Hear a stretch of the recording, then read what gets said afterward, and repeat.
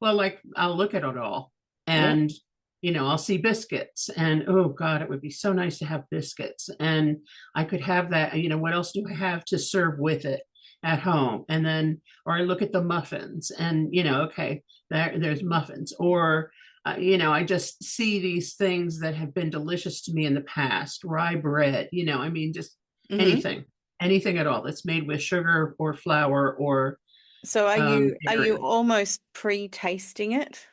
Yes. Welcome to our next series on emotional alignment featuring Jeanne from North Carolina, USA. In this 11-episode journey, we'll take you through a complete emotional alignment life coaching session split into 10 focused segments. Meet Jeanne, a sharp-minded 74-year-old with a long struggle managing body weight and a 20-year history of illness and injury. While she's well aware of past childhood traumas, she's faced a lifelong challenge in overcoming her carbohydrate addiction. In this series, you'll witness how Jeanne is guided through the maze of her mind toward an alignment of emotion that has affected her for over 70 years.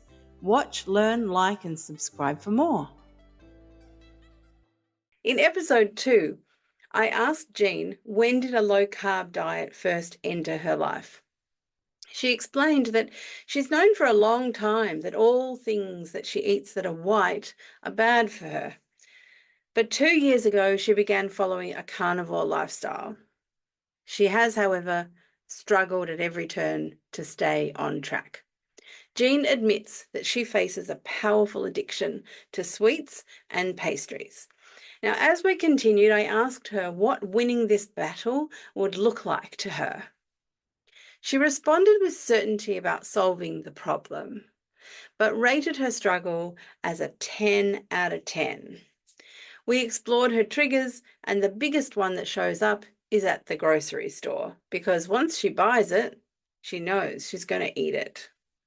So now let's listen to how Jeanne describes her experiences and her efforts with her dieting. And can I ask you, at what point did you find low carb, and somewhere on that spectrum started experiencing your food through this perception of low carb? I tried the Atkins diet way back in the 70s, but I couldn't stick with it. I was too addicted to carbs. Yeah. And so, I saw benefit every time I've been on a diet that eliminates white stuff, including sugar. I have benefited. So that's been ongoing since I ever started dieting on any level. Okay. But the true, like to the point of carnivore, Yeah, like uh, commitment. Yeah. that only started about 2 years ago. Okay. And that was the first I really heard of it and considered it. Excuse me. And when I got the courage up to actually try it, it Mhm. worked beautifully for me, but I couldn't sustain it.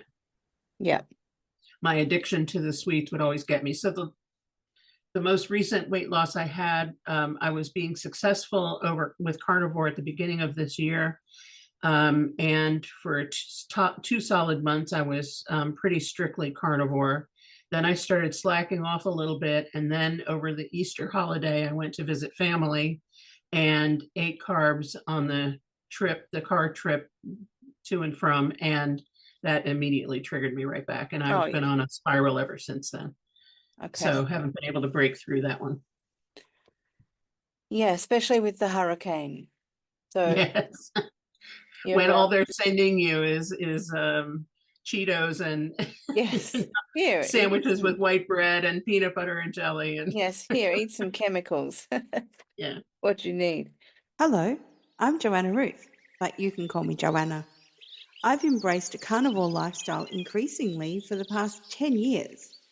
Now honing my diet to include meat, seafood, eggs, butter and salt. No plants or dairy anymore for me.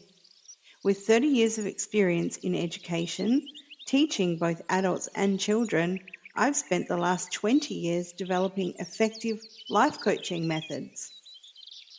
I now focus on the mental environment as a crucial factor in our health, and I'm excited to share the method of emotional alignment with the carnivore community, another secret weapon to use for our well-being successes. Yeah. All right. So we're definitely going to have to investigate around the time of age 4. Mm-hmm. And I may ask questions that you haven't been asked before. I tend to do that because I'm just following my senses. Okay. So I want to ask you a few questions about patterns that you've picked up with Okay. your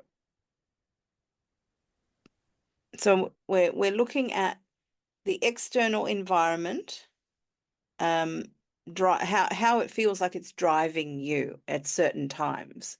So when you say, so you're obviously when you are restricting your food or changing your diet, you are away from carbohydrates, you're doing it with willpower.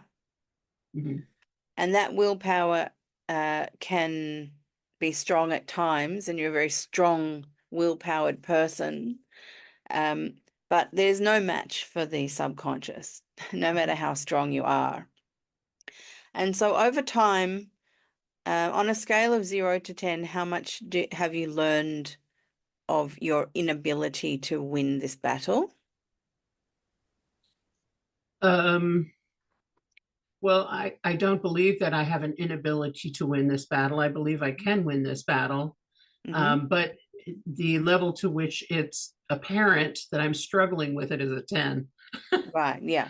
So you still believe that there's just one thing that you haven't quite happened upon, and you'll keep working smarter rather than harder. It feels that way. Yeah. Yes. Like, for instance, I don't feel like I should be walking into a grocery store anymore. Mm-hmm. If I'm going to stay on carnivore, I need to walk into a butcher shop. Yep. Where there's nothing else available. Because Yeah. if I walk into a grocery store, I'm triggered by everything that I see around me.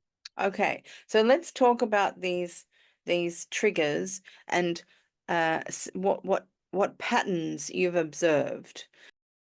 I'm so grateful to you, Joanna. What you do is so valuable. It's life-changing. Sweeteners, maybe coffee. Yeah, coffee.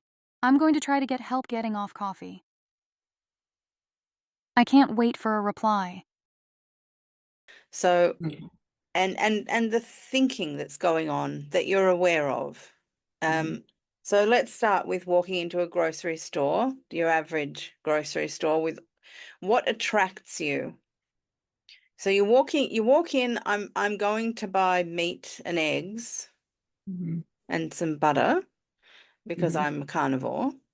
And you walk into the store, and what happens in your thoughts? It depends. It's kind of weird. I have a favorite grocery store, and it depends on where I end up parking. Okay. Because if I park at one end of the store, I can walk straight through the store and go straight to the meat counter, buy what I need, go to the dairy counter and buy what I need and leave. Okay. If I park at the other end of the store and I have to use handicap spots because of my foot injury, I'm having a very difficult time walking. Then that takes me through the produce department and the bakery. Okay, let's talk about if that happens. Okay, if that happens, then, well, like, I'll look at it all. And, I'll see biscuits and, oh God, it would be so nice to have biscuits. And I could have that, what else do I have to serve with it at home? And then, or I look at the muffins and, okay, there's muffins. Or, I just see these things that have been delicious to me in the past, rye bread, just anything at all that's made with sugar or flour or. So are you almost pre-tasting it? Yes. Yeah. Yeah. And I'm a cook, and I love to cook, and I love to, it's difficult for me to have a carnivore meal where it's only one thing on the plate. I need to have multiple things on the plate. Yeah. And so because I'm a cook, it's very easy for me to shift immediately to, oh, I could have a sauce with that. With instead of just plain hamburger, I could make a spaghetti sauce. And then, but I don't like spaghetti squash, so I should just get a little bit of pasta. But then I'll buy the pasta that's produced in Italy, so I'm not getting the glyphosate. I mean, just I've done all that. Yeah. crazy. Yeah. I know. Jeanne is a remarkably intelligent woman who describes her experiences in great detail, which is incredibly helpful for me. Fewer questions that I have to ask. However, this also presents a really big challenge. As her emotional alignment life coach, I have to be mindful of how detailed her thinking can be, as sometimes that thinking can become a trap in itself. In the next episode, I'm going to explain further and show you the jungle of the intelligent mind. I hope you enjoyed watching this episode. Please subscribe to the channel and email us if you'd like more information about life coaching.